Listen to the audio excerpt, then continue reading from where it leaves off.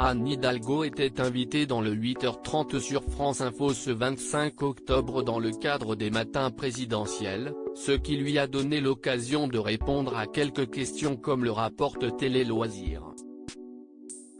Officiellement candidate à l'élection présidentielle de 2022 depuis le 12 septembre, la membre du Parti socialiste et maire de Paris a poussé un petit coup de gueule sur un aspect selon elle sexiste qui revient souvent lorsqu'une femme se présente aux élections présidentielles.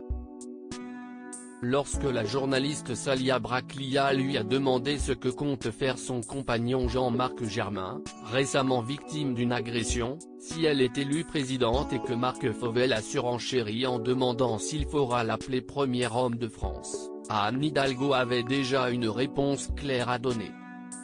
Vous voyez, si est quand même une question.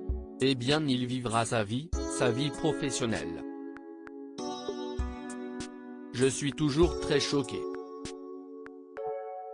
Il fera ce qu'il souhaite faire et je ne considère pas que l'élection présidentielle, si est un couple comporte au pouvoir.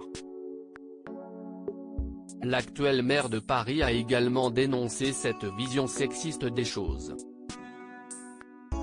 On est dans des représentations qui sont quand même encore assez sexistes, disons les choses telles qu'elles sont. Pour moi l'élection présidentielle, si est l'élection d'un homme ou d'une femme, pas d'un couple. Son mari ou sa femme doit pouvoir mener sa vie librement.